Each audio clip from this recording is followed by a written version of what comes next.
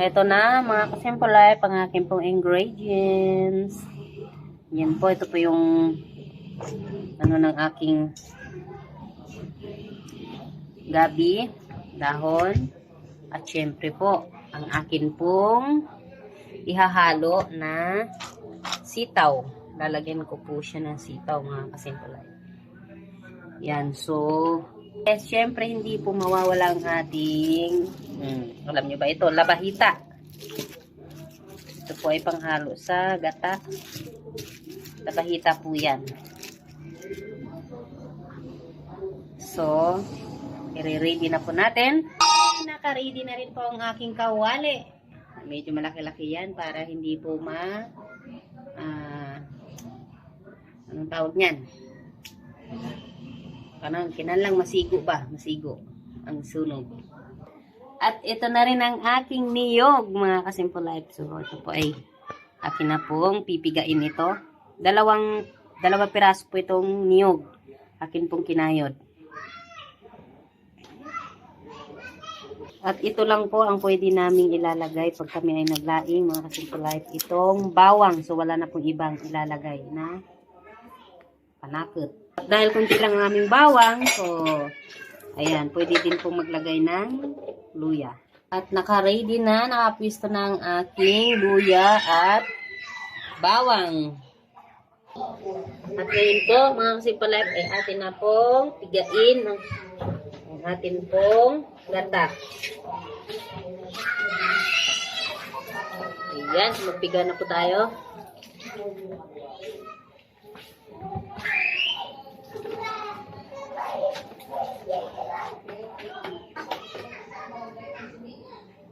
Ako na mga ano. So, ayan. Ilalagay na natin ang ating unang gata, mga ka-Simple Life.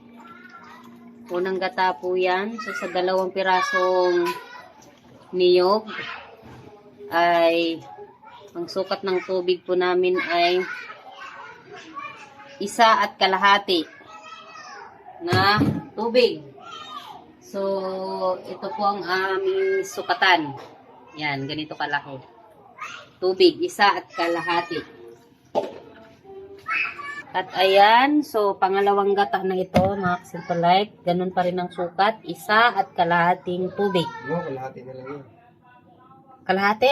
Kalahati na lang palang nilagay dyan. Dagdag lang yan, baka kapusin. Dagdag lang po, mga Simple Life. Pero kung marami naman sa Baka kapusin lang. Pag napiga na yan, so i-add po natin dito paglagay sa ispiso na gata. Okay, so nailagay na dito ang ating pangalawang gata, mga ka-Simple Life. And then, naka-ready na po dito ang ating sahog na labahita. So, isinabay na po sa gata para po matansa natin ang alat pagtimpla ng asin mamaya. Okay. So, ayan na po. Inopin na natin yung kanyang apoy. So, ang gagawin dyan ay lulutuin muna natin ang gata. Mga ka-Simple Life, ganito po kami magluto ng gata. So, niluluto po muna namin ang gata. Yung lutong-luto na po. Pag lutong-luto na po yung gata niya, so malalaman nyo naman kasi medyo lumalabas yung kanyang sariling mantika. So, saka po natin ilagay yung ating mga gulay. So, ayan na nga po. Nailagay na natin ang ating pong gulay, mga ka-Simple Life, ang sitaw. Ayan. So, konti lang pala ang ano. Konti lang po yung dahon ng gabi. Mas marami po yung tangkay at sitaw. Pero okay na yan. At least. Laing pa rin yan. Laing.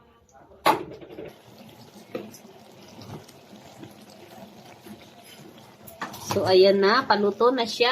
Mga ka-Simple Life, paluto na ang aming laing. Ito, labahita, oh. Ayan. Lumabas na ang kanyang sariling mantika sa gata.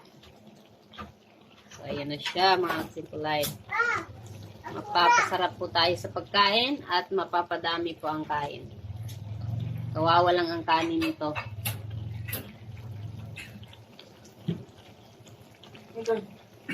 Ayun. Ayan na, luto na. Mga simple life ang aking inaantay. Sarap. Sarap na sarap. Luto na. Oh, pinatay na namin sa kanyang apoy. So, ganito po ang aming laing. Ayan. So, konti lang ang dahon.